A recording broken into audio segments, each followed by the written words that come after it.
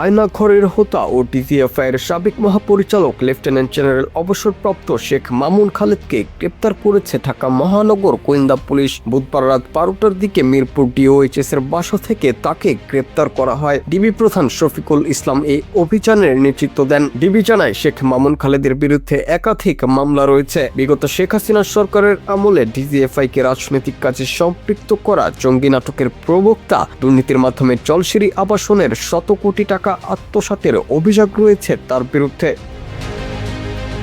শেখ হাসিনার শাসনামলে 2011 থেকে 2013 পর্যন্ত প্রতিরক্ষা গোয়েন্দা মহাপরিদপ্তর ডিজিএফআই এর সাবেক মহাপরিচালক ছিলেন মামুন খালেদ। ডিজিএফআই আয়নাঘরের হোতা বলে পরিচিতি রয়েছে তার। এছাড়াও সজীব ওয়াজেদ জয়ের ক্ষমতার অপব্যবহার করে হাজার কোটি টাকা অবৈধভাবে সম্পদের মালিক হয়েছেন বলেও তার বিরুদ্ধে অভিযোগ রয়েছে। শুধু তাই নয়, শতাধিক সেনা কর্মকর্তাকে জঙ্গি নাম দিয়ে রাজনৈতিক কারণে চাকরিচ্যুত সহ জেল হাজতে পাঠায় সাবেক এই কর্মকর্তা। 2012 সালে মেজর জিয়াকে গুম করে এই মামুন খালেদ। জানা গেছে, বেগম খালেদা জিয়াকে বাড়ি থেকে উচ্ছেদের অন্যতম হোতাও ছিলেন তিনি। তার গ্রেপ্তার বর্তমান সরকারের গুরুত্বপূর্ণ একটি পদক্ষেপ হিসেবে বিবেচনা করা হচ্ছে।